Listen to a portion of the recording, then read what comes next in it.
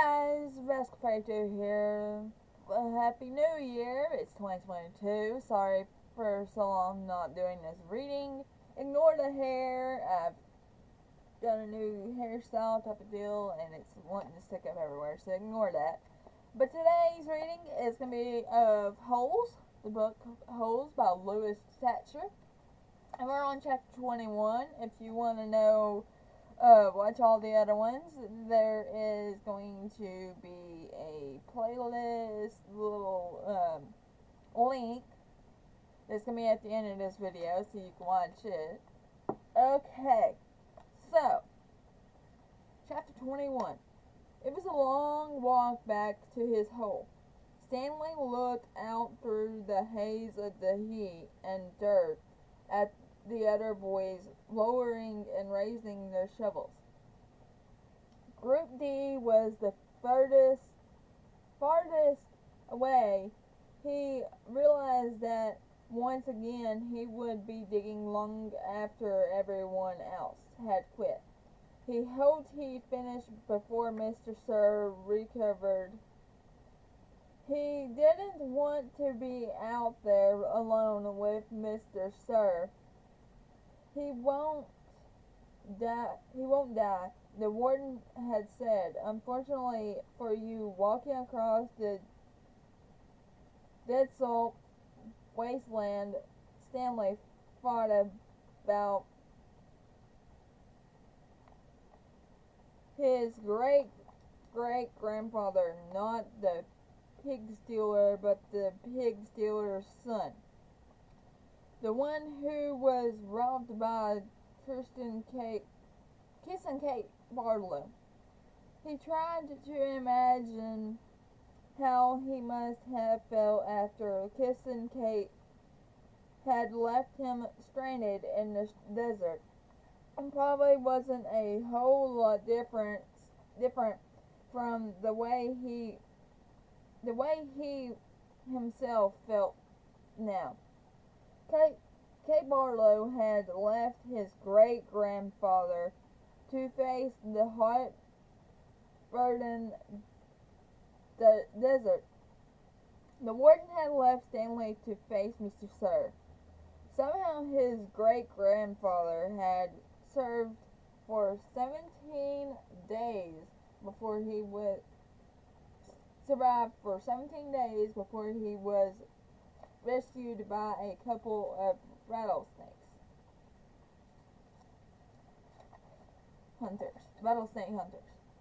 He was insane when they found him. When he was asked how he had lived so long, he said he found refuge on God's thumb. He spent nearly a month in a hospital. He ended up marrying one of the nurses. Nobody ever knew what he meant by God's thumb, including himself. Stanley heard a twitching sound. He stopped in mid-step with one foot still in the air. A rattlesnake lay coiled beneath his foot. Its tail was pointed upward, rattling. Stanley backed his leg away, then turned and ran. The rattlesnake didn't chase after him. He had rattled its tail to warn him to stay away. "Thanks for the warning," Stanley whispered as his heart pounded. The rattlesnake would be a lot more dangerous if it didn't have a rattle. "Hey, caveman," yelled Armpit. "You still alive?" "What did the warden say?" asked X-Ray. "What did you tell her?" asked Magnet. "I told her I stole the seeds," said Stanley. "Good going," said Magnet. "What did she do?" asked Zigzag. Stanley shrugged one shoulder. "Nothing. She got mad at Mr. Sir for bothering her." He didn't feel like going into details. If he didn't talk about it, then maybe it didn't happen. Thanks, he said as Zero entered through the tent flap. Zero glanced at him and then went over to the crates where he disposed his dirty clothes and towel. Hang on. Okay. Dirty clothes and towel. Why'd you help me? Stanley asked. Zero turned around. You didn't steal the sunflower seeds, he said. So neither did you, said Stanley. Zero stared at him. His eyes seemed to expand, and it was almost as if Zero were looking right through him. You didn't steal the sneakers, he said. Stanley said nothing. He watched Zero walk out of the tent. If anybody had X-ray vision, it was Zero. Wait, he called, then hurried out after him. Zero had stopped just outside the tent, and Stanley almost ran into him. I'll try to teach you to read if you want, Stanley offered. I don't know if I know how to teach, but I am not that worn out today, since you dug a lot of my hole. A big smile spread across Zero's face. They returned to the tent, where they were less likely to be bothered. Stanley got his box of stationery and a pen out of his crate. They sat on the ground. Do you know the alphabet? Stanley asked. For a second, he thought he saw a flash of defense in Zero's eyes, but then it passed. I think I know some of it, Zero said. A, B, C, D. Keep going, said Stanley. Zero's eyes looked upward. E, F, said Stanley. G, said Zero. He blew some air out of the side of his mouth. H, I, K, P, H, I, J, K, L, Stanley said. That's right, said Zero. I've heard it before. I just don't have it memorized exactly. That's all. That's all right, Stanley. Here, I'll say the whole thing just to kind of refresh your memory. Then you can try it. He recited the alphabet for Zero. Then Zero repeated it without a single mistake. Not bad for a kid who had never seen Sesame Street. Well, I've heard of it before, somewhere, Zero said, trying to act like it was nothing, but his big smile gave him away. The next step was harder. Stanley had to figure out how to teach him to recognize each letter. He gave Zero a piece of paper and took a piece for himself. I guess we'll start with A. He printed a capital A, and then Zero copied it on his sheet of paper. The paper wasn't lined, which made it more difficult, but Zero's A wasn't bad, just a little big. Stanley told him he needed to write smaller, or else they'd run out of paper real quick. Zero printed it smaller. Actually, there are 2 ways to write each letter, Stanley said. He realized this was going to be even harder than he thought. That's a capital A, but usually you'll see a small a. You only have capitals at the beginning of a word, and only if it's the start of a sentence or it's a proper noun like a name. Zero nodded as if he understood, but Stanley knew he had made very little sense. He printed a lowercase a, and Zero copied it. So there are 52, said Zero. Stanley didn't know what he was talking about. Instead of 26 letters, there are really 52. Stanley looked at him, surprised. I guess that's right. How'd you figure that out? He asked. Zero said nothing. Did you add? Zero said nothing. Did you multiply? That's just how many there are, said Zero. Stanley raised and lowered one shoulder. He didn't even know how Zero knew there were 26 in the first place. Did he count them as he recited them? He had Zero write a few more upper and lowercase a's, and then he moved to a capital B. This was going to take a long time, he realized. You can teach me 10 letters a day, suggested Zero. 5 capitals, 5 smalls. After 5 days, I'll know them all. Except on the last day, I'll have to do 12. 6 capitals and 6 smalls. Again, Stanley stared at him, amazed that he was able to figure all that out. Zero must have thought he was staring for a different reason, because he said, I'll dig part of your hole every day. I can dig for about an hour, then you can teach me for an hour, and since I'm a faster digger anyways, our holes will get done about the same time.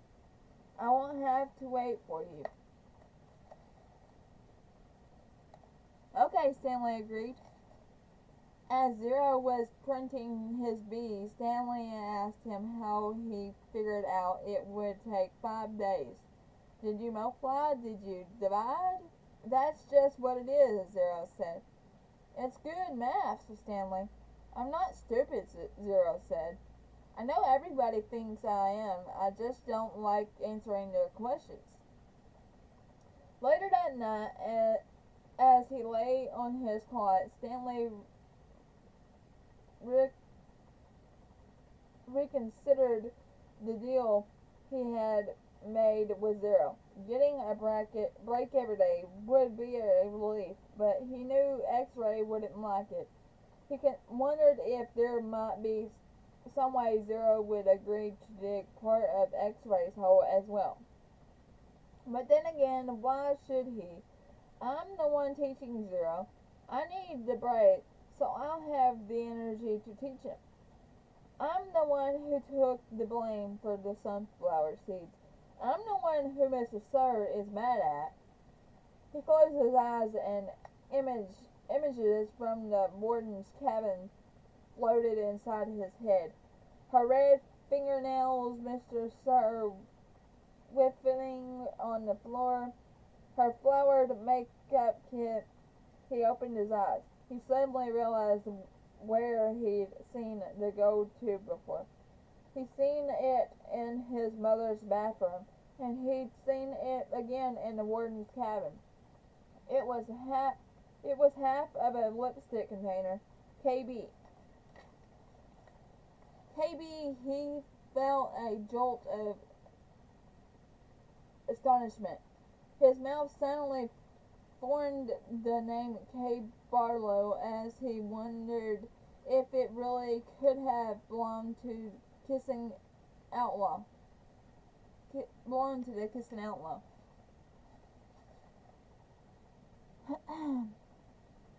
Chapter 23. Wait. Somewhere in there we read 22. Aha. We skipped it. No wonder. Whoops.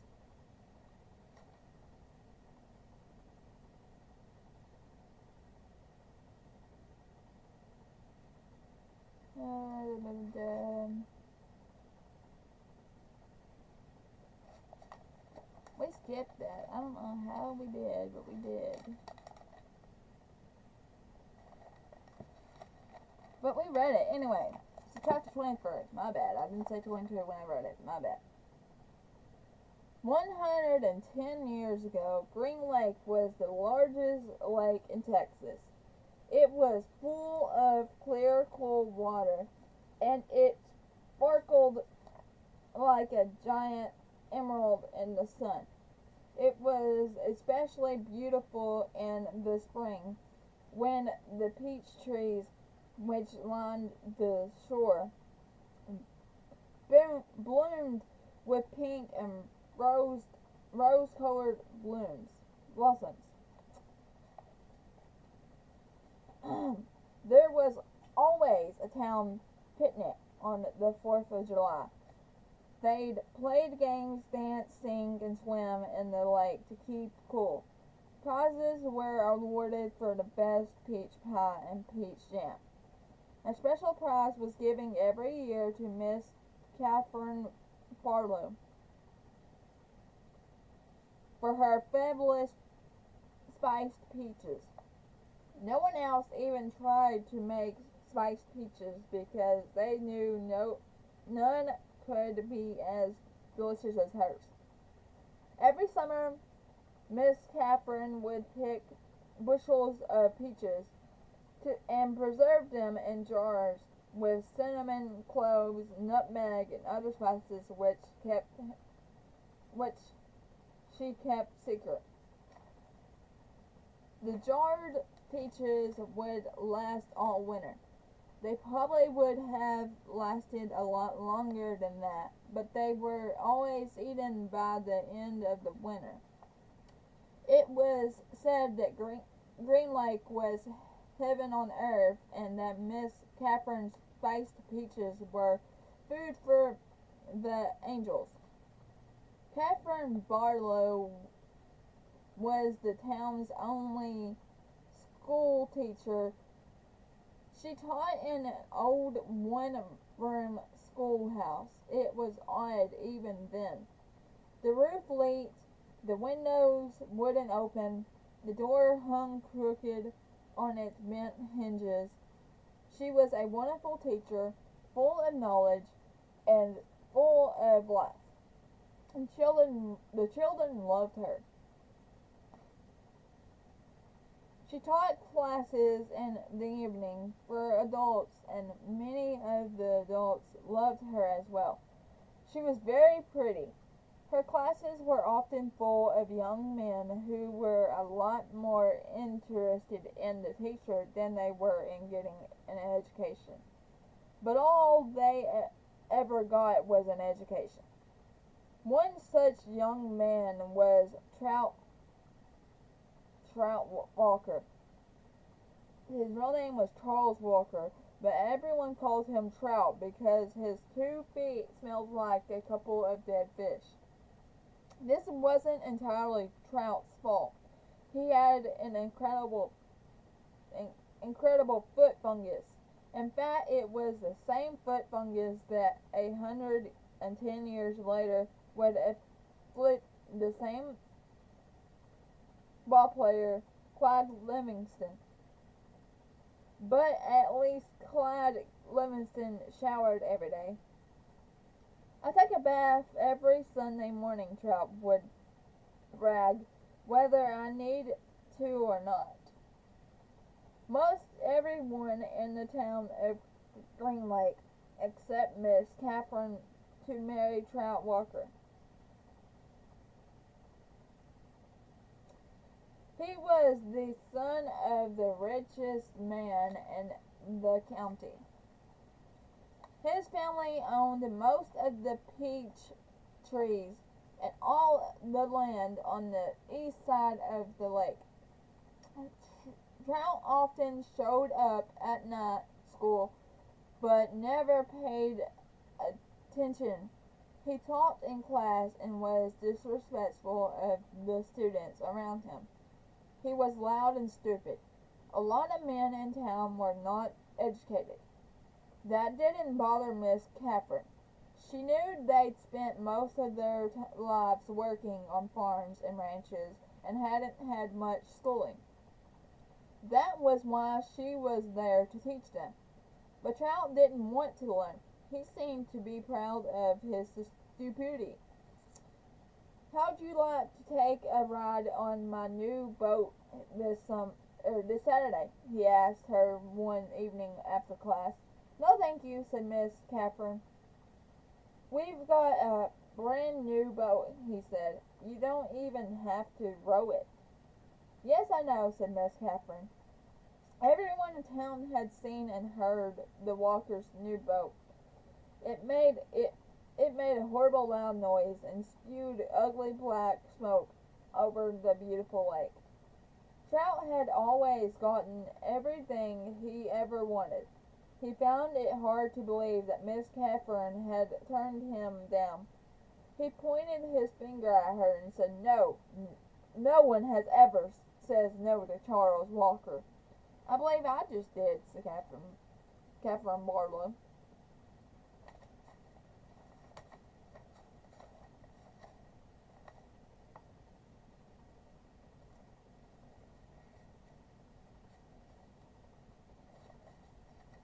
Okay, hang on, this page is stuck together here. Okay. Chapter 24. Stanley was half asleep, and he got in line for breakfast, but the sight of Mr. Sir awakened him. The left side of Mr. Sir's face had swollen to the size of half a cantaloupe. There were 3 dark purple jagged lines running down his cheek where the warden had scratched him. The other boys in Stanley's tent had obviously seen Mr. Sir as well, but they had the good sense not to say anything. Stanley put a carton of juice and a plastic spoon on his tray. He kept his eyes down and hardly breathed as Mr. Sir landed some oatmeal-like stuff in his bowl. He brought his tray to the table behind him. A boy from one of the other tents said, "Hey, what happened to your face?" There was a crash. Stanley turned to see Mr. Sir holding the boy's head against the oatmeal pot. Is something wrong with my face?" The boy tried to speak but couldn't. Mr. Sir had him by the throat. "Does anyone see anything wrong with my face?" he asked Mr. Sir as he continued to choke the boy. Nobody said anything. Mr. Sir let the boy go. His head banged against the table as he fell to the ground. Mr. Sir stood over him and asked, "How does my face look to you now?" A gargling sound came out of the boy's mouth, and then he managed to gasp the word fine. "I'm kind of handsome, don't you think?" "Yes, Mr. Sir." Out on the lake, the other boys asked Stanley what he knew about Mr. Sir's face, but he just shrugged and dug his hole. If he didn't talk about it, maybe it would go away. He worked as hard and as fast as he could, not trying to pace himself. He just wanted to get off the lake and away from Mr. Sir as soon as possible. Besides, he knew he'd get a break. "Whenever you're ready, just let me know," Zero had said. The first time the water truck came, it was driven by Mr. Prudensky. The second time, Mr. Sir was driving. No one said anything except "Thank you, Mr. Sir," as he filled each canteen. No one even dared to look at his roast face. As Stanley waited, he ran his tongue over to the roof of his mouth and inside his cheeks. His mouth was dry and as parched as the lake. The bright sun reflected off the side mirror of the truck, and Stanley had to shield his eyes with his hand. "Thank you, Mr. Sir," said Madden as he took his canteen from him. You thirsty, caveman? Mr. Sir asked. Yes, Mr. Sir, Stanley said, handing his canteen to him. Mr. Sir opened the nozzle and the water flowed out of the tank, but it did not go into Stanley's canteen. Instead, he held the canteen right next to the stream of water. Stanley watched the water splatter on the dirt, where it was quickly absorbed by the thirsty ground. Mr. Sir let the water run for about 30 seconds and then stopped. You want more? He asked. Stanley didn't say anything. Mr. Sir turned the water back on, and again Stanley watched it pour out the dirt. There, that should be plenty. He handed Stanley his empty canteen. Stanley stared at the dark spot on the ground, which quickly shrank before his eyes. Thank you, Mr. Sir, he said. Chapter 25. There was a doctor in the town of Green Lake 110 years ago. His name was Dr. Haythorne. And whenever people got sick, they would go see Dr. Haythorne. But they would also see Sam, the onion man. Onions. Sweet, fresh onions. Sam would call as he and his donkey, Mary Lou, walked up and down the dirt roads of Green Lake. Mary Lou pulled a cart full of onions. Sam's onions field was somewhere on the other side of the lake. Once or twice a week, he would row across the lake and pick a new batch to fill the cart. Sam had big, strong arms, but it would still take all day for him to row across the lake, and another day for him to return. Most of the time, he would leave Mary Lou in a shed, which the walkers let him use at no charge. But sometimes he would take Mary Lou on his boat with him. Sam claimed that Mary Lou was almost 50 years old, which was, and still is, extraordinary old for a donkey.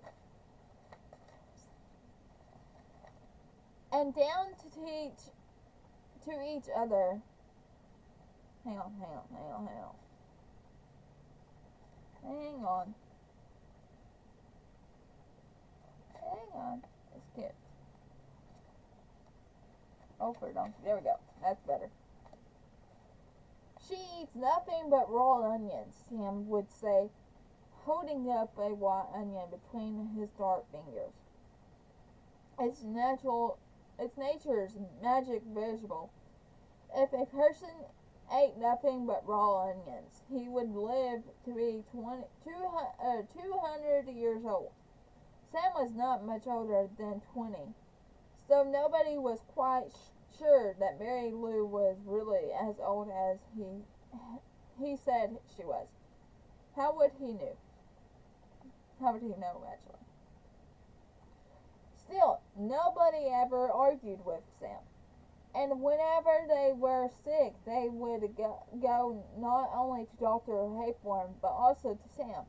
Sam always gave the same advice: eat plenty of onions. He said that onions were good for the digestion, the liver, the stomach, the lungs, the heart, and the brain. If you don't believe me, just look at old Mary Lou here. She's never been sick a day in her life. He also had many different ornaments, lotions, syrups, and pastes, all made out of onion juice, different parts of the onion plant. This one cured asthma. That one was for warts and pimples. Another was a remedy for arthritis. He even had a special ointment which he claimed would cure baldness. Just rub it on your husband's head every night when he's sleeping. Miss Collingwood, an and soon his hair will be as thick as long as Mary Lou's tail. Doc Haythorne did not resent Sam.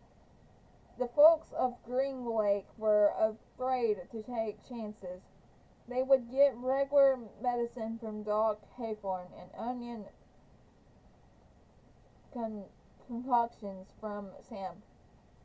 After they got over their illness, no one could be sure, not even Doc Haythorne, which of the two treatments had done the trick. Doc Haythorne was almost completely bald, and in the morning his head often smelled like onions. Whenever Catherine Barlow bought onions, she always bought an extra one or two and would let Mary Lou eat them out of her hand. Is something wrong? Sam asked her one day as she was feeding Mary Lou. You seem distracted. Oh, just the weather, said Miss Catherine. It looks like rain clouds moving in. Me and Mary Lou, we like the rain, said Sam. Oh, I like it fine, said Miss Catherine, as she rubbed the donkey's rough hair on top of its head. Excuse me. It's just that the roof leaks in the schoolhouse. I can fix that, said Sam. What are you going to do? Catherine joked. Fill the holes with onion paste? Sam laughed. I'm good with my hands, he told her. I built my own boat. If it leaked, I'd be in big trouble. Catherine couldn't help but notice his strong, firm hands. They made a deal. He agreed to fix the leaky roof in exchange for 6 jars of spiced peaches. It took Sam a week to fix the roof because he could only work in the afternoons after school let out and before night classes began. Sam wasn't allowed to attend classes because he was a Negro, but they let him fix the building. Miss Catherine usually stayed in the schoolhouse, grading papers and such, while Sam worked on the roof. She enjoyed what little conversation they were able to have, shouting up and down to each other. She was surprised by his interest in poetry. When he took a break, she would sometimes read a poem to him. One more than one occasion, she would start to read a poem by Poe or Longfellow, only to hear him finish it for her from memory.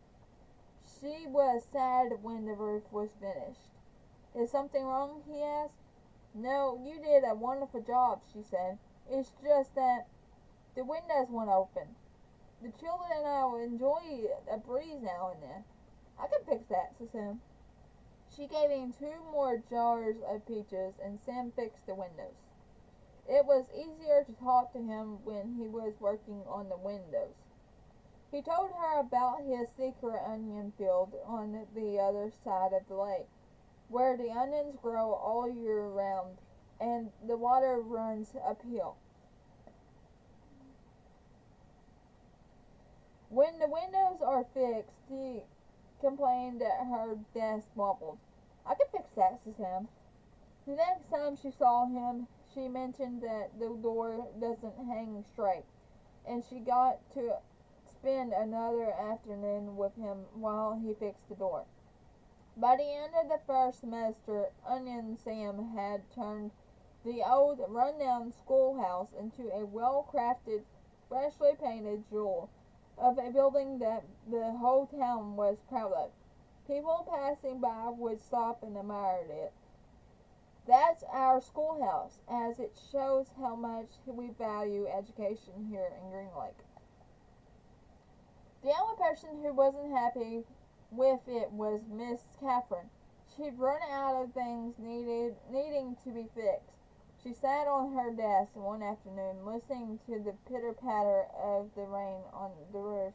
No water leaked into the classroom, except for a few drops that came from her eyes. Onions. Hot, sweet onions, Sam called out on the street. She ran to him. She wanted to throw her arms around him, but couldn't bring herself to do it. Instead, she hugged Mary Lou's neck. Is something wrong? He asked her. Oh, Sam, she said, my heart is breaking. I can fix that, Sam. She turned to him. He took hold of both of her hands and kissed her.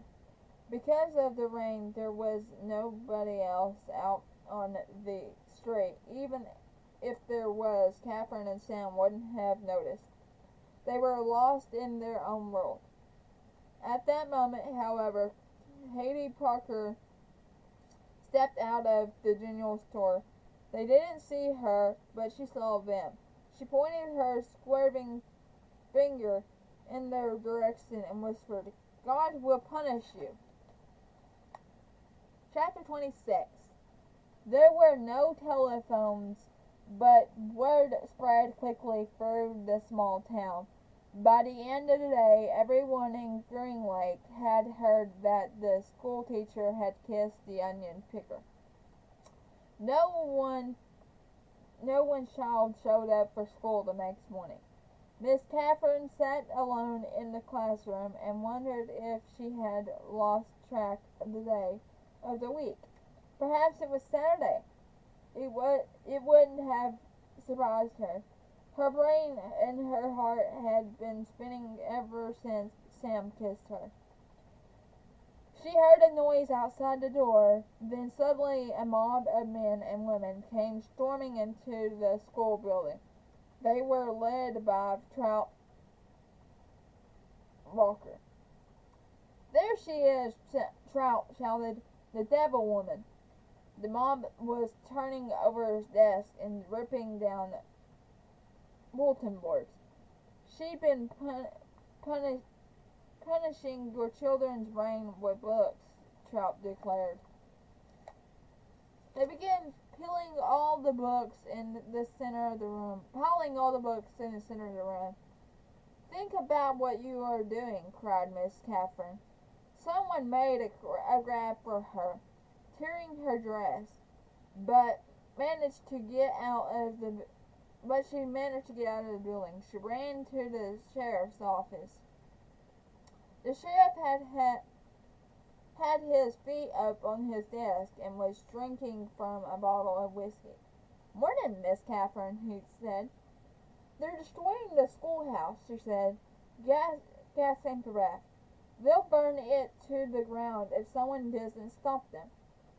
Just calm your pretty self down a second, the sheriff said, in a slow drawl, and tell me what you're talking about. He got up from his desk and walked over to her. Trout Walker has... Now, don't go saying nothing bad about Charles Walker, said the sheriff. We don't have much time, urged Catherine. You've got to stop them. You're sure pretty, said the sheriff.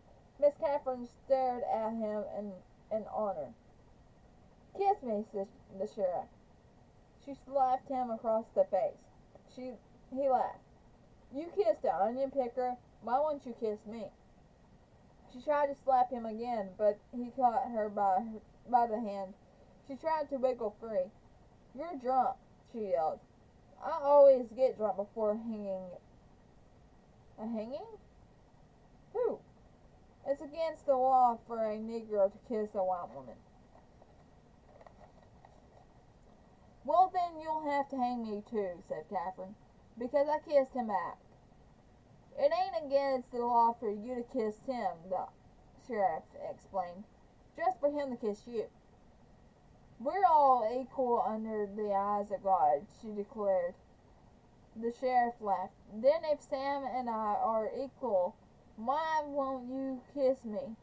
He laughed again. I'll make you a deal. When sweet kiss, and I won't hang your boyfriend. I'll just run him out of town. Miss Catherine jerked her hand free as she hurried to the door. She heard the sheriff say, "The law will punish him, and God will punish you." She stepped back into the street and saw smoke rising from the schoolhouse. She ran down to the lake front where Sam was hitching Mary Lou to the onion cart. "Thank God I found you," she sighed, hugging him. "We've got to get out of here now." "What?"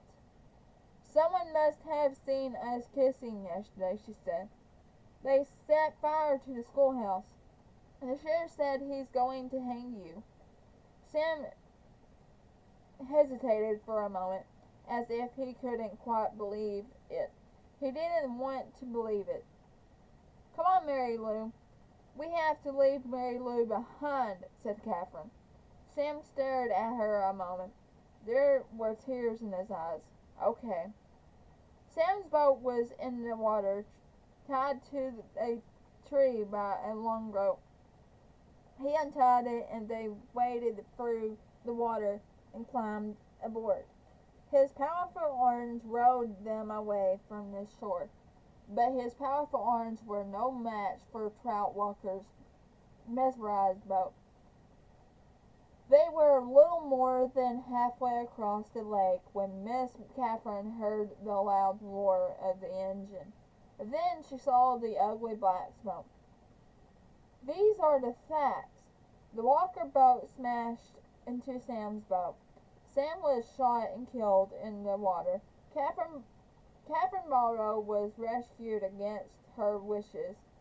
When they returned to the shore, she saw Mary Lou's body lying on the ground. Donkey had been shot in the head. That all happened 110 years ago. Since then, not one drop of rain has fallen on Green Lake. You make the decision. Whom did God punish? 3 days after Sam's death, Miss Catherine shot the sheriff. He was sitting in his chair drinking a cup of coffee. Then she carefully applied a fresh coat of red lipstick and gave him the kiss he had asked for. For the next 20 years, Kissing Kate Barlow was one of the most feared outlaws in the West.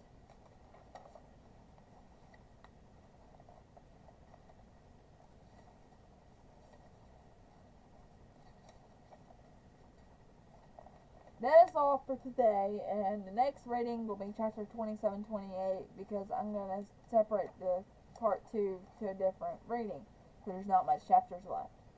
So I hope you all enjoyed today's reading, and I hope that I see y'all listening if you're listening on my podcast, which is Positively Absolutely No Negativity. You can listen to it on Anchor and Spotify. Or if you're watching this on YouTube, thank you, and I hope you guys like, share, comment. If you haven't already subscribed, and hit the notification bell so you know every single time I do an upload. Hope you all have a good start in the new year. Mine's a little rough right now because I have a puppy dog that's slowly dying on me right now, or acting like she's going to. But I hope you all have a good day and enjoy the first full week of the new year. And I'll see y'all back later. This is Saturday, so this has already been past the first week. So I hope you all enjoy week 2 of 2022 of the first month. Mescal Fairy 2 Browning Simmer, Megan out. Peace out.